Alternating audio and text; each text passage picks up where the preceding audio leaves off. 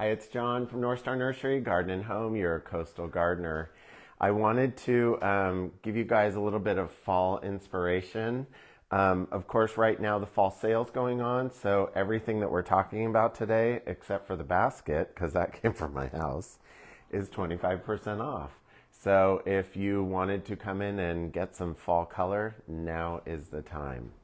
So we last week received this really great grass. It's eyelash grass is what we call it.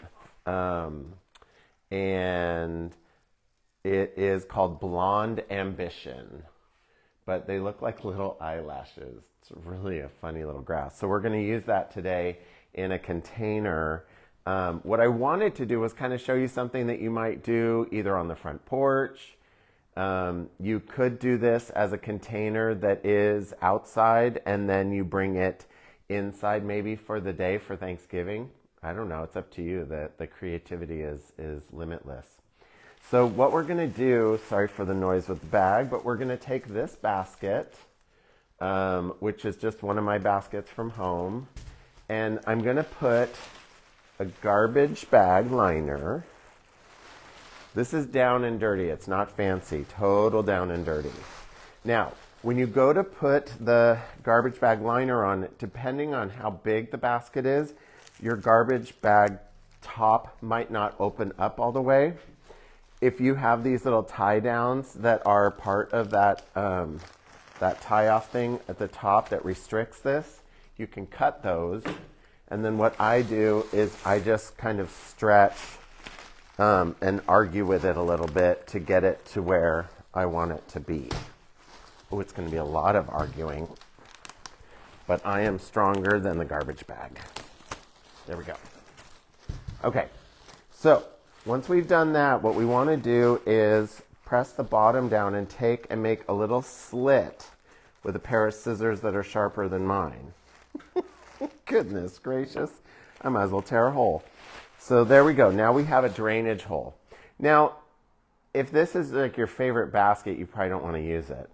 It's not going to ruin the basket, but it will probably discolor the basket, so be forewarned. Then what we're going to do is take a good quality potting soil, like Green All Organic, and I like to fill it up kind of 3/4 of a way because that gives me some space to kind of play with this. Now, this is where I think this is where the fun begins. Depending on how you're viewing this basket, you can make it so it's viewed from all sides. You can make it that it's higher on one side and shorter on the other side so that it can be up against a wall. It's totally your call. So we're going to take this grass because we're going to use it as a focal point, and we're actually going to put it, I'm going to make this so that it's viewed from one side so that you guys get the benefit of it. Ooh, I almost forgot. Sure Start, very important. Muy importante for the Sure Start. Okay, I'm going to offset my grass because I'm not a really big balanced person as far as, I can kind of balance, but I'm not a very balanced person. How's that? I'm unbalanced. There you go. Now what we're going to do is we're going to take this really gorgeous kale. We just got these in the other day. They're 3 heads to a pot. So this is really going to put on a show. And I'm going to tuck it in the very front because I kind of want this to kind of get big and overflow a little bit. Now, again, the possibilities are limitless.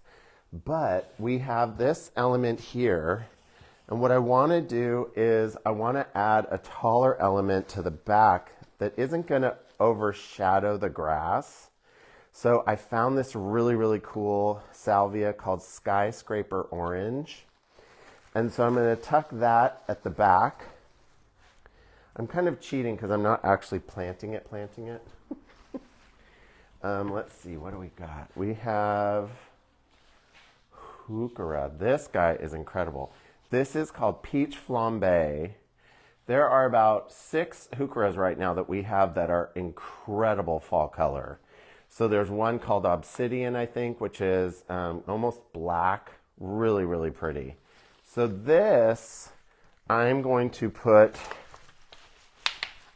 I'm changing my mind. I'm going to tuck it towards the back. Let's see, what am I looking like? It's hard to do this reverse. Let's see. Now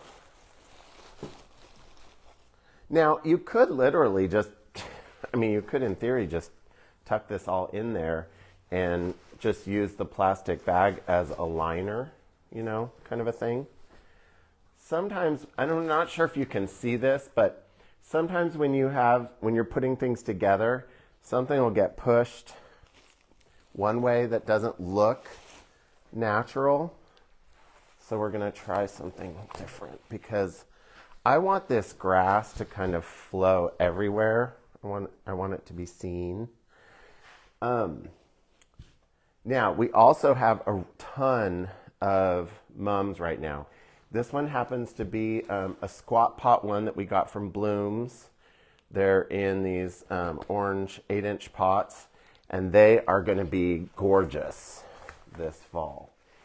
When you're picking mums, very, very important.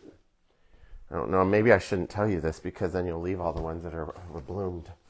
So this is one that I would choose because it has one flower open and a lot of buds coming, okay? If you want color now, like you need it for this weekend, then you would pick something like this or something like this because it has color showing and there's more buds coming. Now, with mums, if you wanted to, as they fade out, you can cut them back, not hard, just back a little bit to where the flowers originate from, and you will get a second branching and second bloom if you go ahead and hit it with some fertilizer. So we have a lot of 4-inch mums right now. They're $6, and we have probably about 10 or 12 different colors. Everything from white to purple to rust to orange, lots of choices. Probably about 6 or 8 different colors in the 8-inch pots and in the 1-gallon pots also.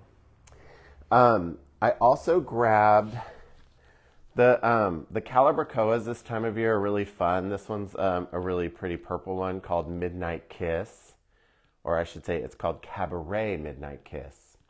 And then there's this little guy. Love these rusty tones. This is Calibrachoa Conga Orange Kiss. And I just thought that two-tone color would be really pretty in here, especially with the orange salvia. So the thought is to tuck that in the front and then to mix in, look at these little black violas. They're so cute. For those of you that like black flowers, now is the time to start looking for them because they're starting to come in. So let's see. Let's pop in. And you know me, I tend to overfill so that it looks overly full and lovely. When you're done, you just want to pull up the plastic, tuck in, and if you're okay with just the basket showing, that's fine. If not, we have some fun things like regular green moss. You can tuck in to hide any of the dirt or the plastic bag, whatever you don't like showing. And then, if you wanted to, you could get really fun and creative. Look at this moss. This is deer moss that's been dyed. And it's this really great orangey color that I just think would be a lot of fun to tuck in so that you have some of that fall tone happening. You could do all of the orange moss, or you could do a mixture of the orange and the brown moss, or orange and the green moss. Also, don't hesitate to find a little something special in the yard art department. So I got this little sunflower pick that I'm going to tuck in over here. And we also have little birds too, so if you wanted to do something with a bird, you can do that. When you're done with this, you want to give it a really, really good drink. And make sure that everything's really well saturated. And something like this, if it's in full sun, you probably want to water it about 3 times a week. If you want it to extend longer, I would suggest probably fertilizing with Maxi once a month.